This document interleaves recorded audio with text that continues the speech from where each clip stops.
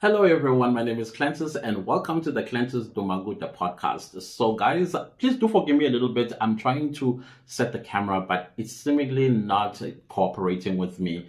And that is why I'm looking a little bit dark. And then another thing, when I do editing, I don't do color correction, whatever that is called.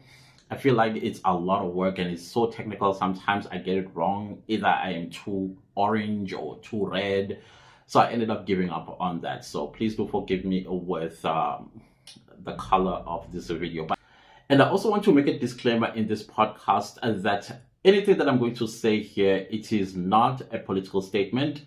I am not interested in political talk whatsoever on this podcast.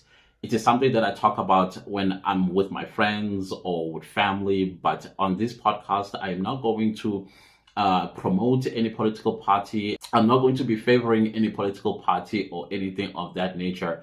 Now, the reason why I am doing this particular podcast is because of a question I think I got around June about the political stability of South Africa. And then I was like, okay, I will answer this question in a podcast, of course, and a podcast video that you on YouTube, you are watching. So basically, in South Africa, I think it will depend on who you are asking and how honest is the person that you are asking in giving you the answer that you want. Because unfortunately, on the African continent, politics can be a very touchy issue. That is why I needed to make the disclaimer that I needed to make, because a lot of people, unfortunately, still don't understand the concept of politics. They don't understand the concept of democracy. And as a result, they take things emotionally, and then you find yourself in some serious trouble because you made one political statement or another, or you showed some kind of support to a particular political leader over the other. So I am not about that. I'm not interested in that. And I'm hoping that if you're a South African and you are listening to this podcast, that you listen to me with skills, because listening is a skill. Just listen to my disclaimer once again so that you do not come for me and start saying things in the comment section that I did not say. So rather listen. If you feel like you are feeling some type of way, rather don't comment, or better yet, click off, because you would not want to hear some of the things that I am going to say. Now, back to the question. So this question, I'm going to answer it in twofold. The first way is an honest South African when you ask this particular question. And then the second one is how in an eye of a white South African will answer that question to you. South Africa is a constitutional democracy. That means this is the Constitution of the Republic of South Africa. Sorry. This is the Constitution of the Republic of South Africa. This is the supreme law of the land. Anything against it or anything inconsistent with it, it is invalid, meaning that nobody can create their own rules and their own laws and disregard the Constitution of the Republic of South Africa, something that we are seeing currently happening in South Africa. And there's a mixture of reasons as to why this is happening. Again, like I mentioned earlier, that some people don't understand the whole concept of democracy. Others don't understand the whole concept of politics. They think everything is personal. So to go back to my point is that South Africa is a constitutional democracy. We are governed by this guiding document called the Constitution. Our Constitution, I think some of it is borrowed from the US Constitution, Canadian Constitution, the German Charter. I can't remember which is the other country where we kind of like borrowed a few little stuff, and then we created this constitution. The South African Constitution is actually regarded as the most progressive constitution in the world, because indeed South Africans do really enjoy so many rights that even the United States of America do not enjoy, funny enough.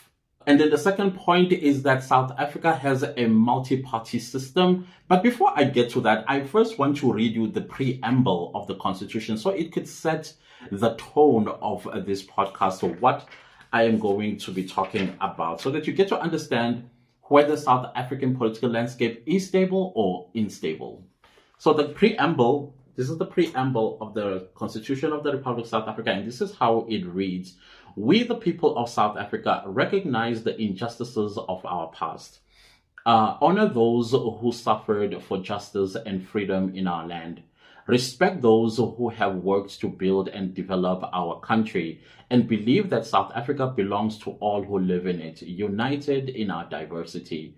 We therefore, through our freely elected representatives, adopt this constitution as the supreme law of the Republic, so as to heal the division of the past and establish a society based on democratic values, social justice, fundamental human rights. Lay the foundation for a democratic and open society in which government is based on the will of the people and every citizen is equally protected by law. Improve the quality of life of all citizens and free the potential of each person, and build a united and democratic South Africa able to take its rightful place as a sovereign state in the family of nations. May God protect our people. Nkosi Sigelela Africa, and then there's other languages that I also put in this prayer. Yes, South Africa does believe in God, even though we are a country of multiple religious beliefs and backgrounds, and at the end of the day, it still looks up to a higher power for everything. So the point that I'm trying to make here is that our country, being a constitutional democracy, freedoms reign in South Africa. There are fundamental human rights that are also enshrined in the Constitution, which is in Chapter 2, is also called the Bill of Rights. So the Bill of Rights is the one that many South Africans live by. There is nothing you can do to a South African without first considering the right of that particular South African. Now that we also have other people that are living in South Africa, and just to go back a little bit to the preamble of the Constitution, paragraph paragraph 5, where it says South Africa belongs to all who live in it, united in our diversity. So South Africa is a melting pot. Of course, we are having people from everywhere. So when you come and the moment you land in South Africa, just know that the Constitution of the Republic of South Africa has protected you. Whatever rights that you believe you possess, those rights are protected under this Constitution. Of course, your rights must not override the rights of other people. Just because you don't believe in something and somebody else does it, or let me put it this way in a religious form, just because you sin differently from the next person doesn't mean that you are right. I think that's the best I can explain this. So same goes with the rights that we enjoy as South Africans. And now let's get to the politics of South Africa. Now, South Africa is a multi-party system type of political parties. I just learned about 2 weeks ago that there are over 575 political parties that are registered with the South African Independence Electoral Commission. Is it IEC? Yeah, the IEC. And I was like, what? That's too much. That is a lot of political parties. But again, if you look at it, we have a political party that is governing the country called the African National Congress. It's also known as South Africa's Liberation Party, together with AZAPO, together with PAC, together with all the other political parties that fought against the apartheid system. It just so happened that the African National Party, which is the ANC, is the one that won the elections in 1994, where President Nelson Mandela became the president. So the ANC has been in power since 1994 to date. However, though, things are not looking rather the way all of us envisioned South Africa to be headed, especially when it came to the ANC being a people's party, being a party that cared, a party that many South Africans felt that, yes, you are the people that we are going to entrust with our stability, with our economy, with our lives, future of the children, and also our place in the world.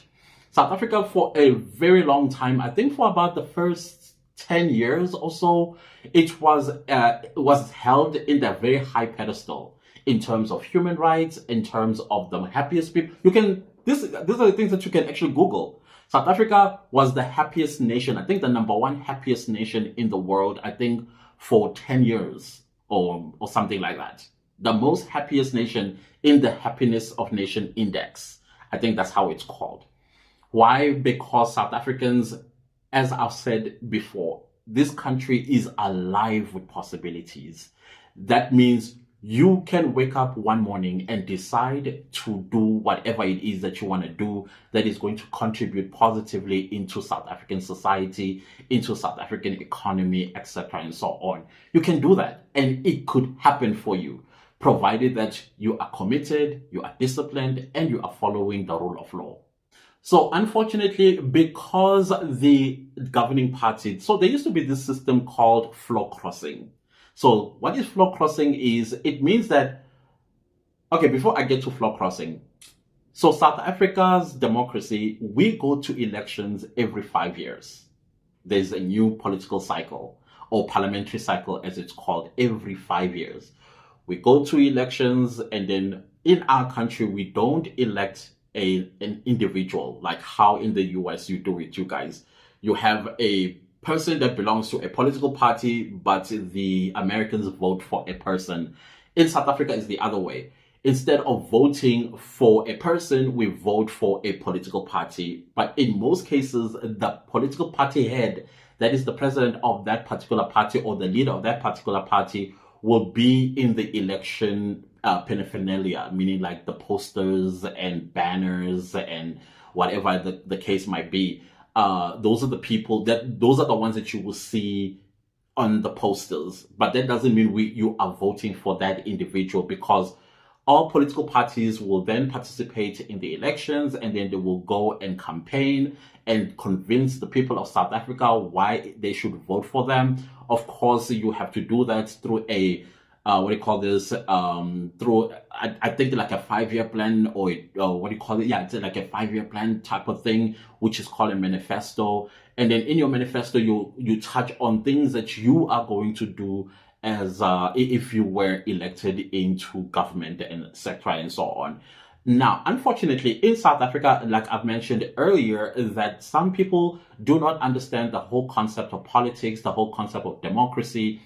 And because South Africa, we are a nation that is very sentimental, very sentimental. So for the longest time, the governing party currently has been winning votes, not because of their work, but because of the idea that they are the ones that liberated the people of South Africa from colonialism and apartheid and things of that nature. Forgetting all the other political parties that actually were involved in the struggle fighting against apartheid. As a matter of fact, if I could put it this way, or at least where I'm standing, I would say other political parties lost people, and I'm talking people that got killed by the apartheid government, versus the people in the governing party, whom most of them were exiled, or they were in exile. Let me put it that way. They went to exile, meaning they still had their lives with them, and then they were set up all over either the US, the UK, some parts of Africa, and so on and so forth. But I'm not minimizing the fact that they were uprooted from their families, from their homes, and things of that nature, because I believe that all the people that contributed in liberating South Africa contributed nonetheless. So whether they were exiled, or they were killed by the apartheid system, or they were jailed like Nelson Mandela, it really doesn't matter. At the end of the day, we did get our freedom, and today it's Black people that are running the government in South Africa. Yes, the argument might be, yeah, you might be running the government, but you know, which is true, which is very, very true. If you're looking at our economy, the majority of our economy is not in the hands of Black people. Despite having all these policies and all these laws that's supposed to have the Black people controlling the economy, unfortunately, it is still controlled by the people that came from apartheid all the way till now. And some people even feel like the current government is even protecting these people and making sure that the economy continues to be in their hands. So that's the first point that probably, excuse me, that probably somebody, when you ask this question, is South African politics stable? And then they might say, but our economy is not in our hands. So you will have people who will come with that argument, and you will also come with people who are saying, I don't think it is stable because our economy is in shambles.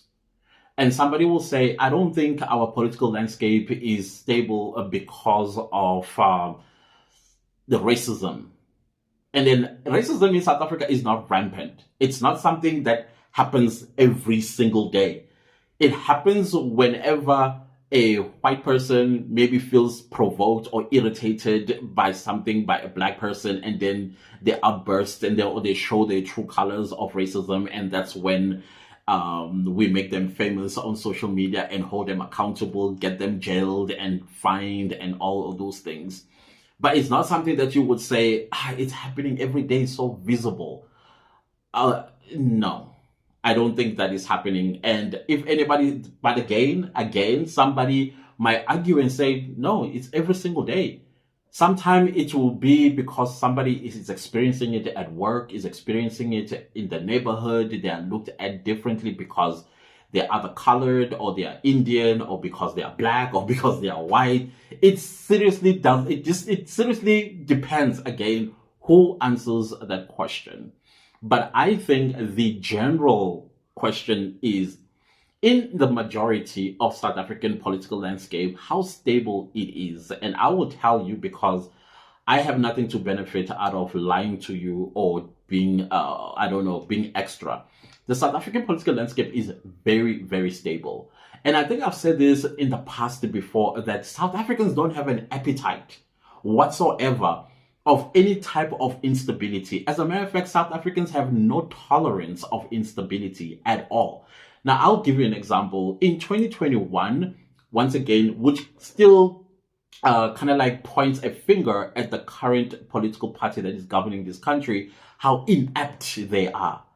The ineptitude of this governing party is mind-boggling. But we're not there yet. In 2021, the former president, Jacob Zuma, got arrested. Basically, what's the word I'm looking for? He did not adhere to an order that came from the Constitutional Court to attend to a certain commission, and he refused to go and testify in that commission. And so the chairman of that commission then complained to the Constitutional Court. Then the Constitutional Court ruled that he should be jailed for 15 months.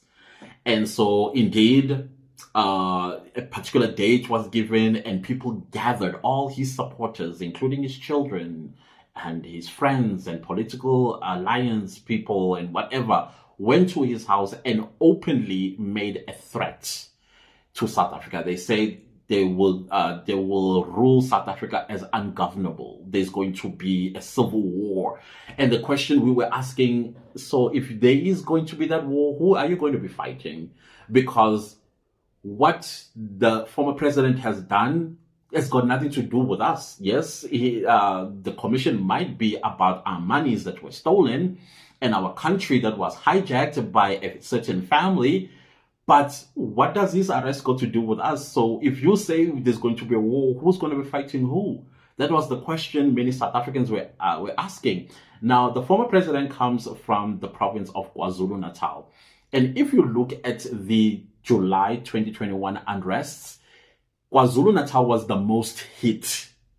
And then parts of this province that I live in, Gauteng, was also hit, but a certain portion of the province, meaning that it's a portion where Zulu people lived or worked. Those are the places that were affected. But the rest of the country, when they said, okay, now you guys in this province and you guys in that province, you must do what we're doing, those people are like, do what? We're not going to do that. We're not going to do that. Everybody, as I've read in this preamble, I think, let me just say it again, it's somewhere, it's in this paragraph. It says that, I'm just going to read the last line. Okay, let me just read the whole thing. It says, lay the foundation for democratic and open society in which government is based on the will of the people and every citizen is equally protected by law. So South Africans were like, if it was me, would you guys be going up in arms? No. So he too, his part is a South African citizen. Just because he was a former president doesn't mean that he's above the law. Let him go to jail. So South Africans were like, no, we're not coming. So KwaZulu-Natal was the most affected province in the country, and not the entire province, by the way. It was just certain portions of the province. And on top of that, it also revealed a lot of other ills that are happening in South Africa due to the inaptitude of the government, like rampant poverty, like crime, because out of that unrest, a lot of criminal opportunities also revealed itself. And as a result of that, a lot of people, a lot of businesses got injured. The economy itself lost, I think, billions of rands. And then there was some few deaths here and there. And as a result of that, I think there is still some kind of recovery that is still happening in 2023 because of that. So now the point that I'm trying to make is the rest of South Africa said there's no way that we are going to join those people. We got lives to look at and to improve ourselves in. If y'all want to be burning shops and basically shooting yourselves in the foot, go right ahead. The rest of us, we'll be thinking forward and moving forward. So that unrest itself should tell you that South Africans have absolutely no appetite to go out there and be violent because of a political situation. So when it comes to political situations, South Africans, they know their story. All that we do is like, we will meet you at the polls, meaning we will meet you at the ballot paper. That is all. That is how we will send a message that we no longer want you, we want this individual, or we want this political party, and that's what we will do. We'll go and vote. That is where a South African will go and fight any type of instability on the ballot paper, not physically. However, though, because South Africa is also a multi-party system, and then when you vote at the elections, you vote for a political party, not an individual. So there's this list system, meaning that in order for me to become a member of parliament or for me to become a president of the country, I need to first win elections inside my political party, meaning that if I want to be the president of the country, I first need to be the president of my political party. So that means I have to convince the membership of my party to vote for me during our Congress, meaning our our voting conference, where they vote for a new party, for new party leaders. Let me put it that way. That is the president, deputy president, secretary general, deputy secretary general, and the treasurer and national chairperson in some other political parties. And now me, because I want to be the president of the country, I have to fight for the top position, meaning I have to be the president of my political party first. And then once all the political parties have gone through their elective congresses, and then the elections will take place, the national elections will take place. Like in South Africa in 2024, we are going to the general elections. So elections in South Africa is in two ways. There is the national elections, that is for members of parliament and the president, and then provincial elections. So this is where each province also go through an election where they will vote for what do you call these people, the provincial legislature, members of parliament in the provinces. And then, so from that point, then there is like a list system. So once I win the elections from my political party, then we register to go to elections.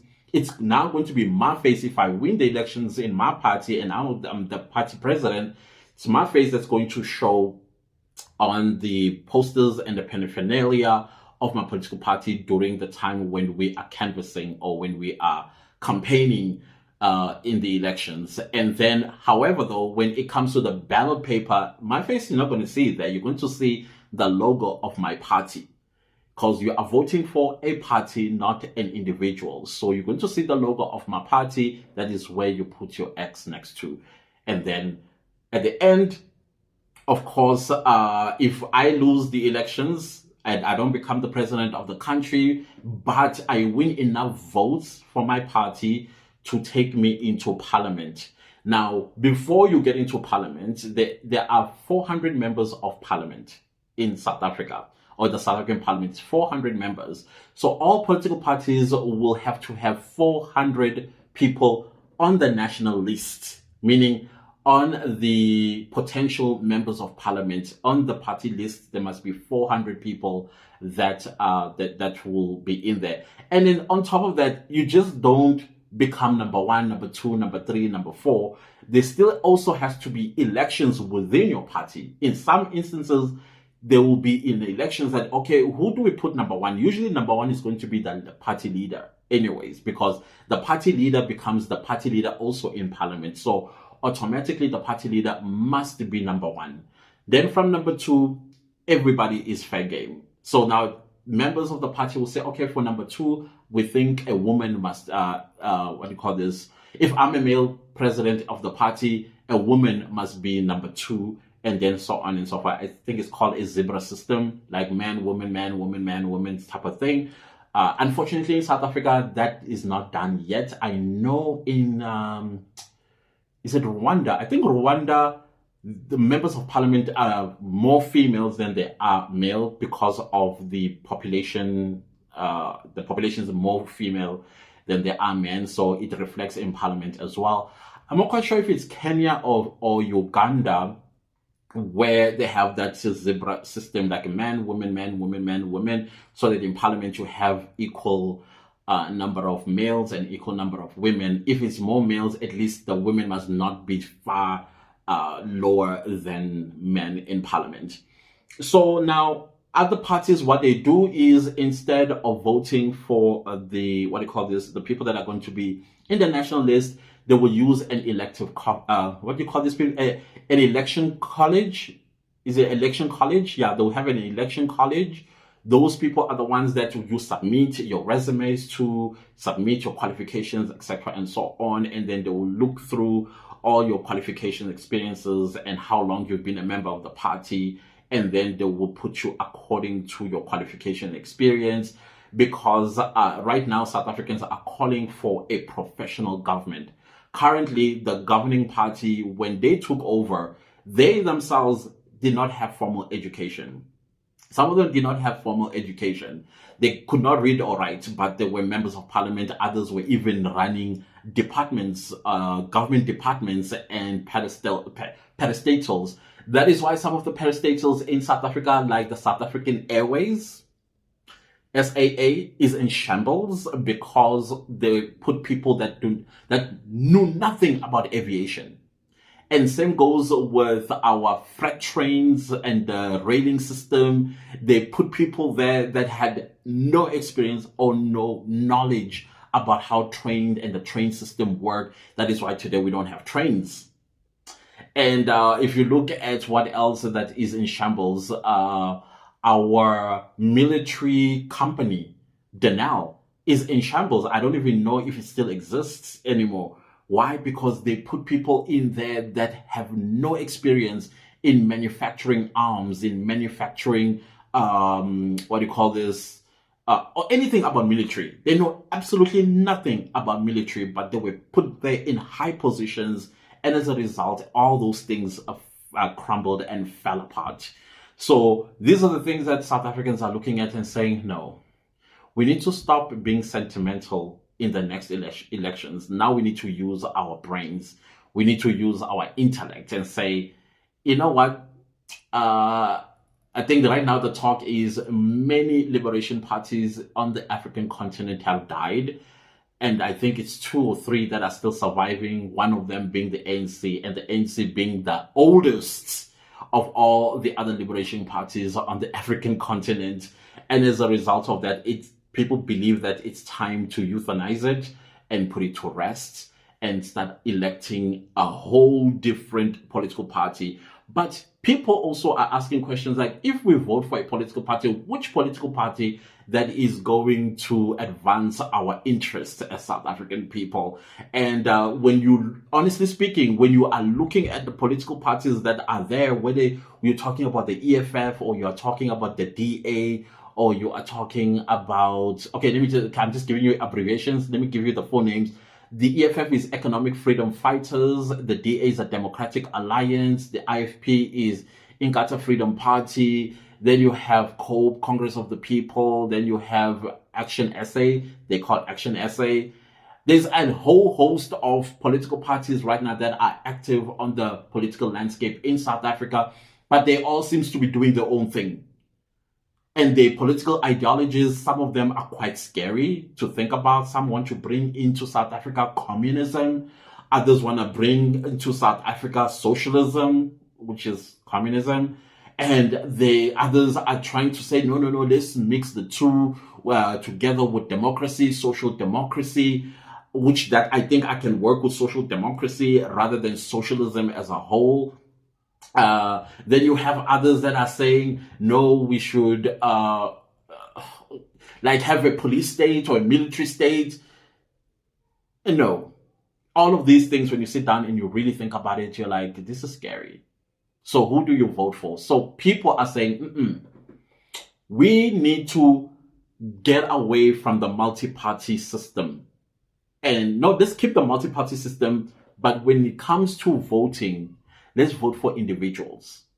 So they've been fighting for that, and they did actually win that fight. Some political parties and some NGOs and civil society who said, no, let's move away from political formations. So political formations in South Africa are under threat. And I know that in some other democracies as well, political formations are under threat. I think even in the US, the whole Republican and Democrats, the whole system, that whole thing is also under threat. I think many Americans now, they want to move away from such, idea. And same here in South Africa, many South Africans are talking about, no, I no longer want to belong to a political party. I no longer want to vote for a political party. I want to now vote for an individual that I trust and I believe would take us forward and will also advance the progress of South Africa and ensure that all South Africans benefit equally from the economy of South Africa going forward.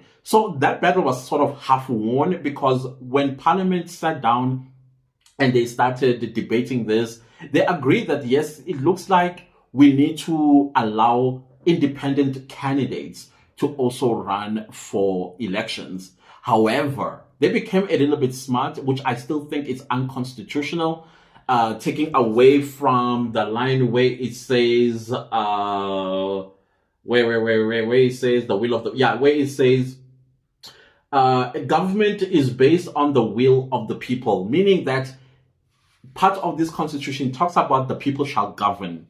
So meaning that if you are saying, let's allow independent candidates to be elected. However, there's a caveat there. However, we limit the number of votes that they will get. So that means there's a threshold for you to win a parliamentary seat. And I think the threshold is 35,000 votes for independent candidates. So let's say the independent candidate is a popular politician that all South Africans want to vote for, because they trust and believe in his manifesto or her manifesto, and they trust and believe that this individual is a person that is right to take South Africa forward. But according to the current law, when it comes to independence, they are only allowed to be voted by 35,000 people, and they are not allowed to run for government. They're only allowed to run for a parliamentary seat. Now, that is unconstitutional to me, because let's say they get 200,000 votes, meaning that all the other vote they'll take the 35,000 and say, oh, Mr. or Miss, you won yourself a parliamentary seat. Now you're a member of parliament. But all the other votes that you got, we are going to destroy them. So the will of those people that wanted this particular independent candidate, their will has been destroyed, taken away from them. And that is unconstitutional. Unconstitutional according to the Constitution of the Republic of South Africa. It does not allow that. The will of the people is enshrined in the Constitution of the Republic, as well as the people shall govern. If people say we want this, if people say they want Clantis to be the president, then Clantis should be the president once he has won the votes or the majority vote that voted him into a president. So, will you say that is political instability? I would say it's political stupidity on the members of parliament, because they wanted to retain the political, or the proportional. You say, I'm forgetting my words. So they just want to remain as the only political parties in parliament, and also they will also want to have the chance to always win elections. And of course, the majority members of parliament in the South African parliament are members of the governing party, which is the ANC. So they quickly realized that if we allow an independent candidate, open sesame, meaning that they are allowed to have as many votes to a point where it can even remove this political party from governance, then let's put caveats. And then unfortunately, those caveats that they put in there are unconstitutional. And I think if a president is interested in becoming an independent candidate in 2024, should challenge this. Take it to the Constitutional Court, because another thing that I don't understand about the Constitution, before a bill is passed into law, it first goes into the Constitutional Court for approval. Like basically, not like approval, more like the Constitutional Court will look at the constitutionality of the bill. Where there is an unconstitutional principles on the bill, then it will reject the bill and send it back to Parliament for amendments. And then they will recommend what needs to be added, not tell Parliament what to do, but recommend, because in South Africa, we have separation of powers. Is it separation of powers? Yeah, we have separation of powers with the principle of checks and balances. So the Constitutional Court will not be able to tell Parliament what to do, but it will recommend and say, okay, this part of the bill is unconstitutional, amend that part. So I don't understand how this bill became the law that says 35,000 for independence, nothing more, nothing less. So I think anybody that is interested in becoming an independent candidate in 2024 should challenge this at the Constitutional Court. If the Constitutional Court overlooked at this fact, then it needs to also check itself. So the other thing that is also currently happening in South Africa is the fact that, as I said, South Africans are at the point where they're like, you know what, the governing party needs to go. And these calls are getting stronger and stronger by the day, especially by young people. And then by young people, I'm talking about the 2000s. The 2000s are now at a voting age. And I'm talking the 2000s, and I think I said this in a certain podcast before. I said my hope is in the Gen Zs. The Gen Zs are shaping the future of South Africa.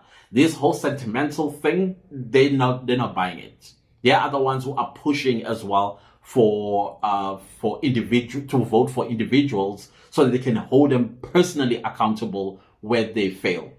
In the multi-party system, if a minister makes a mistake, for example, the Minister of Intelligence in the 2021 unrest in South Africa, in KZN, let me put it that way, she was sleeping on the job. But instead of her either resigning on morality or her being fired by the president, instead the president reshuffled her. He just took her from the Department of Intelligence, from being the Minister of Intelligence, and put her as a minister of something else. Absolutely no accountability, nothing whatsoever. So South Africans are sick and tired of that. And sometimes when a minister is implicated in a crime, instead of that minister being told, you know what, step down for a while, go take care of that case, clear your name if you're innocent, and then you come back.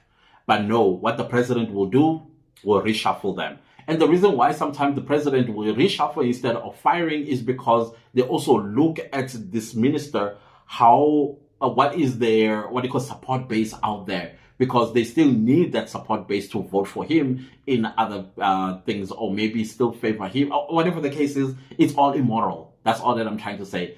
The governing party has degenerated downright to immorality in its practices. And I mentioned something about floor crossing earlier. Now, the ANC, or the African National Party, had specific principles and values that were instilled from all the ANC children. Like, if your parents were members of the ANC, they were taught principles and values, and they take these principles and values and bring it home. I am one of the products of ANC values and principles. I grew up under the values and the principles of the ANC in my household. And unfortunately, when we went into democracy, there was a policy, I'm not even sure if it was a policy or a loophole or whatever the case was, of floor crossing. So meaning that the governing party started gaining more power from members of parliament that were coming from another political party. They resign from that political party and then they go join the African National Congress in parliament. Now, that law did not also say, if you resign from this political party because you were voted by people out there to be in that position, you are not allowed to cross to another political party with the position. So they will move from this political party and then they will now go and add to the numbers of the African National Congress in parliament, meaning now the ANC was becoming even more powerful. Instead of, when this person resigns from this party, then of course they've also resigned as members of parliament. But no, they're still members of parliament, but now they're just shifting their member of parliament from the other political party to the governing party. So I feel like where the ANC started experiencing problems is because you have people coming from one political party and joining the ANC in parliament. They come with their own principles and values. Whether those principles and values are moral or immoral, they will go and inject that into the ANC. And unfortunately, as more people were crossing the floor into the ANC, coming with all kinds of psychology, the ANC itself, because now when they get into the ANC, they will also want a certain position. Like, okay, if I cross the floor, I'm coming with votes. I want a certain position in the ANC, or I want a certain position in government. I also want my children to be put in jobs that they are not qualified for. And as a result of that, it created a situation where things just started to fall apart. The ANC itself started falling apart, and all the children of the ANC have been kicked out in the cold.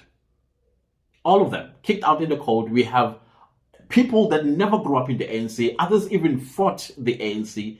A lot of ANC people also lost their lives because of some of these political parties. But today they are sleeping with the enemy, and then the children of the ANC thrown out in the cold. So all of these things are a contributing factor as to why the governing party just declining and has gone downright immoral.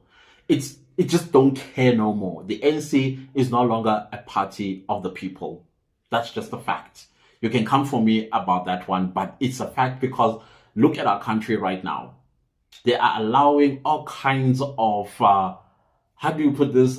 All kinds of immoral things to happen. And by immoral, I'm not talking about sins. I'm talking allowing crime to rise to this level. And then when you look into who are the people that are involved, or the heads of these syndicates, it's a politician. And in most cases, that politician is a member of the ANC. That is what I'm trying to say here. You go into the corruption of the police, you'll find that a politician is involved in why people's cell phones are getting stolen, or why, money transit vehicles are being hijacked. A politician is involved. So that is what I'm trying to say about these immoral activities and things that are being done in our country currently. And then I spoke about coalition, and then I kind of parked that question. Coalitions in South Africa is another thing that is not working. And the reason why we have coalitions in South Africa is because currently it's happening at the municipal level or local government level. And the reason why it's happening that way, remember I told you that people are shifting away from voting for the African National Congress, because the African National Congress was running all municipalities in South Africa, all of them. Now they are losing at local government elections.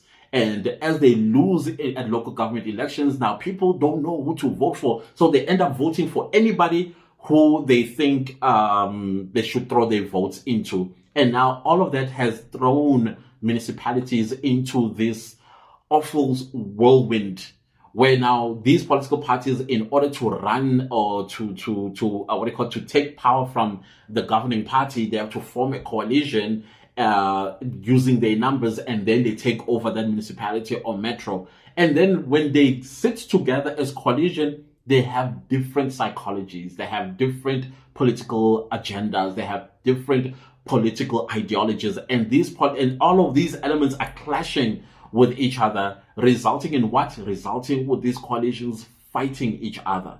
And as they're fighting each other, guess what happens? South Africans or the people of that city are the ones that suffer when there is no service delivery.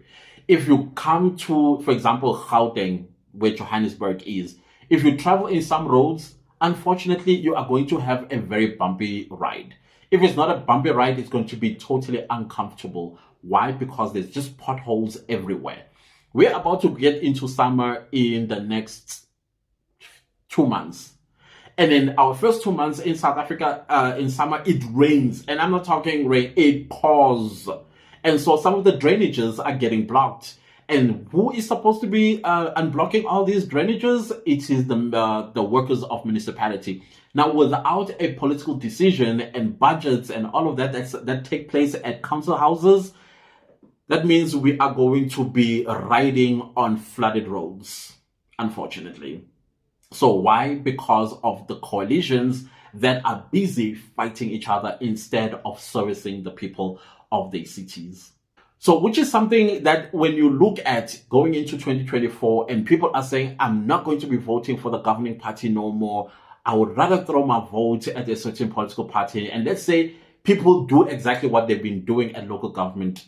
And then these people, in order to take over the government from the governing party, they form a coalition, and then they continue doing what they are doing at local government level. Can you imagine the country being in chaos? And I'm not talking violent chaos. I'm talking in terms of service delivery, where the government simply fails to function because they can't take political decisions, because they can't take decisions on the budget for departments and things of that nature. It's just going to be chaotic. So that is the threat that we are facing, coalition. And if our coalition government do not sit down and think as to why they got themselves involved in politics in the first place, if it was to serve the people of South Africa, then they should remember that. That should be their why. They should work together, irrespective of what their political ideologies are and what is their political agendas are. They need to forget about that and just put people of South Africa first. Then the coalitions are going to work properly. So I mentioned that if you had to ask a white person in South Africa, how is the South African political landscape, you will get a totally different perspective. As a matter of fact, the perspective is almost propagated. South Africa is struggling a lot, or is hit a lot, by propagandas from within and also on the African continent. South Africans, like I've said before, we mind our own business. You can criticize us. We don't have a problem with you criticizing us. But we mind our own business. We are not in other people's business. You will never hear a South African talking about any other African country or any other global country. We talk about ourselves, we criticize ourselves, we hold each other accountable, we fight each other on Twitter and Facebook and hold each other accountable. There was another friend of mine, an African-American friend of mine said, hey, you guys seem to be fighting. We're like, no, no, no, no, don't get it twisted. We are not fighting. What we are doing is holding each other accountable. Some people don't want to be held accountable, and as a result, we come for them. Same goes with the, if you read our tweets, especially if you read Black Twitter, you will hear things like, this country is a joke. Of course, we don't mean the country is a joke. What do we mean is we are sick and tired of this governing party that is making a joke out of us. And that is what we are just reminding them, come 2024, we are not voting for you. That's basically the conversation. So in the face of it, it looks like there's instability in South Africa. No, there isn't. No South African, I trust and believe me when I tell you, no South African has an appetite to pick up a weapon and go onto the streets and fight another South African for what? What did they do? What have they done? All because of a politician? The South African will never do that. Maybe in the past, in the 80s, 70s, 60s and stuff used to happen. Not today. Not today. So now if you had to ask some white people, I would say some white people, not all white people, they will tell you how bad things are, how to understand the situation in South Africa. And funny enough, when they talk about this, they never first take out the log that is on their eye, but discuss the speck of dust on the especially people. Because all of these that they are talking about, they never say, oh, let's attribute what is happening right now in South Africa because of colonialism. They don't hold apartheid accountable. They don't hold themselves accountable. If you had to speak to some white people about why the economy is still in the hands of white people, you'll be hated. Period. That question, you have no right to ask it. Absolutely no right to ask it. They will fight you to the last nail if you had to ask that question, why is the economy is still in the hands of white people? But they still have the gumption, the audacity, and the chutzpah to tell people about how unstable South Africa is and then at the same time you ask yourself, then why are you still here? Why are you still here?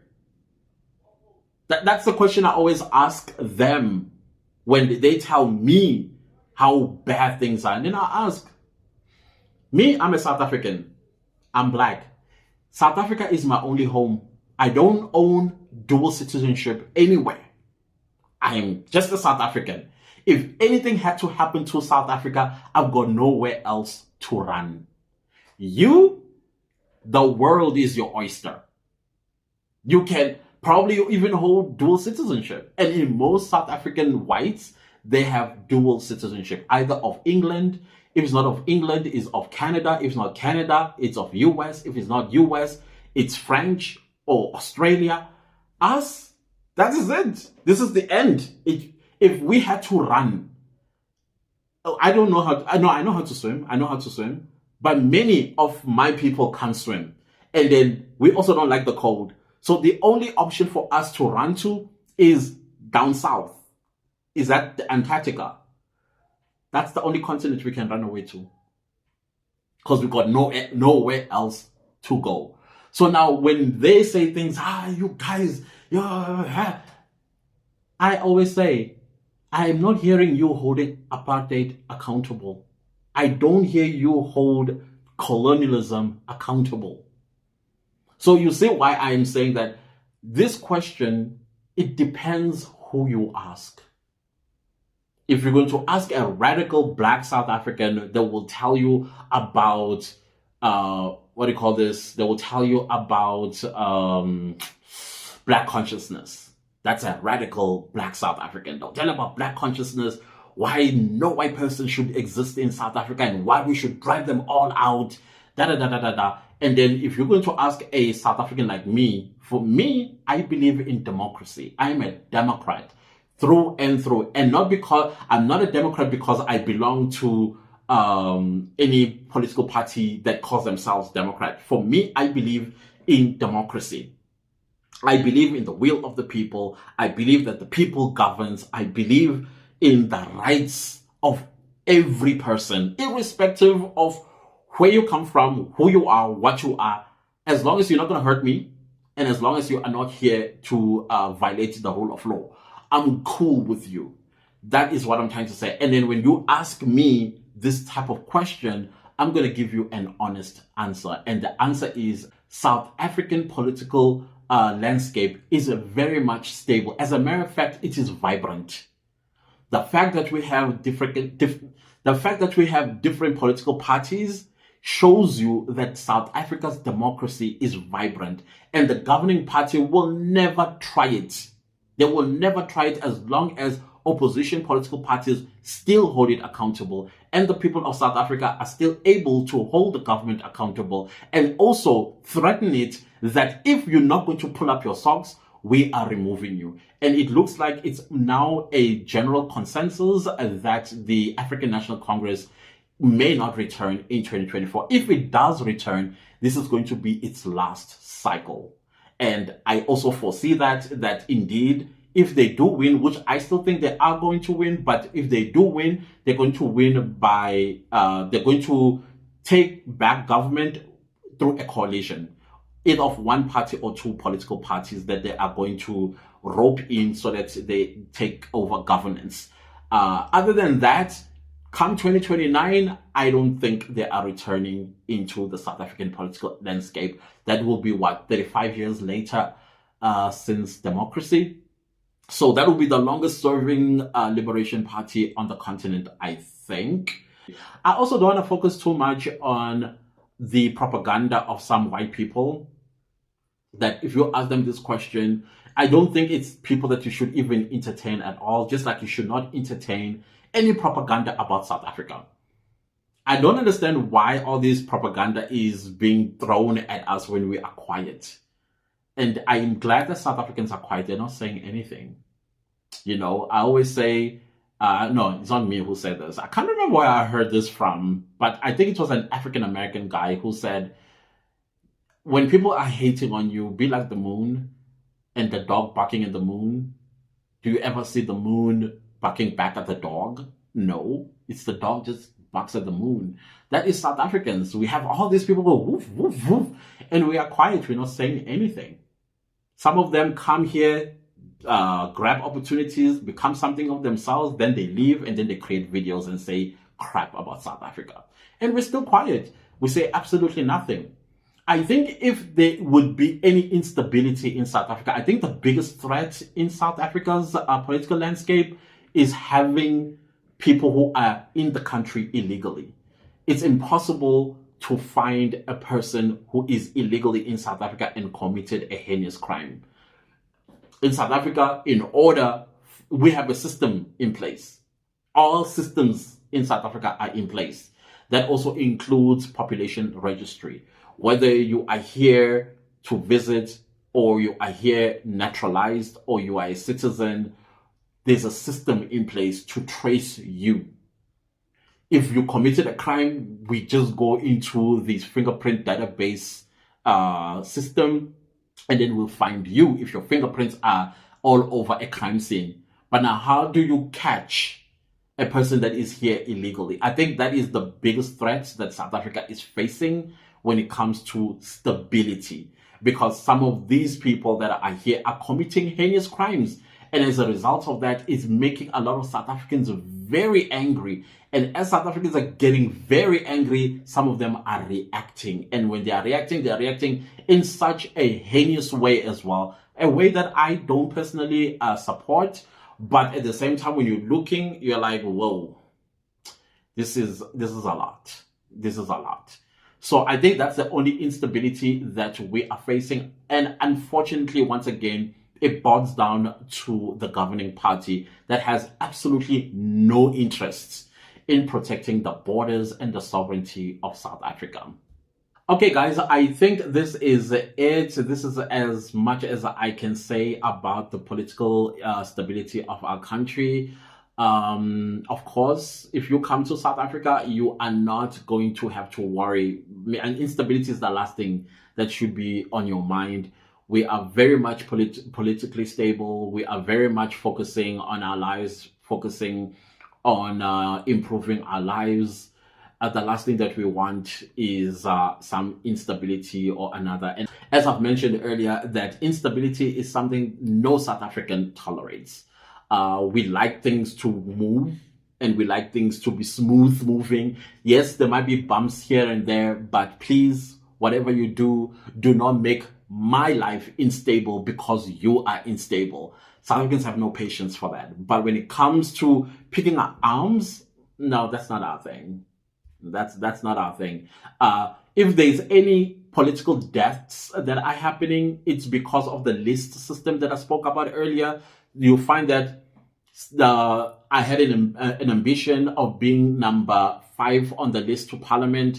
And then I found out that somebody else, maybe a political enemy of mine in the party, has taken that position. Then you would hear that a politician got killed. And then when they investigate, the investigations lead to me that I'm the one who killed them. So those are the only deaths that I know about. It's usually within the political parties rather than outside of the political parties. So it's stuff that is only reported in the newspapers about political killing, as they call it, political killings. And then these political killings are just within the party. So it's not like a general thing that South Africans have to worry about every time it's about to be election times. And also, once the election results are read, South Africans are already started moving with their lives. We don't sit biting our nails, wondering who won, how much do they know. We vote. The moment we are done voting, we continue with our lives. And of course, they will continue to report what party is seemingly to win and which party is losing. That stuff, I don't think we even watch the news like that anymore. I don't think so. After voting, we just move on. Then we told, okay, so-and-so won. We're like, oh, okay. Same difference. And then we continue our lives. You will never hear any South African disputing election results saying, no, this is a lie. And then there'll be a fight. No, you will never hear that in our country, ever. So yeah, like I said, this is it, guys. And I think this is as far as I can think about the stability of our political landscape. And if you have more questions for me or suggestions for future podcasts, please go under my YouTube channel under About, and you will see my email address there. Or you can go to my Instagram, which is the same name as my podcast, Clentus Dumagute Podcast, and leave me a DM and let's have a conversation. And I appreciate each and every one of you that show up every time I upload on YouTube. I appreciate you guys. That engagement means absolutely everything to me. And of course, my PayPal is still active. And yeah, if you feel like you want to donate something to me, I will highly appreciate that. I appreciate the littlest as well that you may contribute. I highly appreciate you guys. I think you're all awesome. Thanks for watching. Thanks for listening. Goodbye.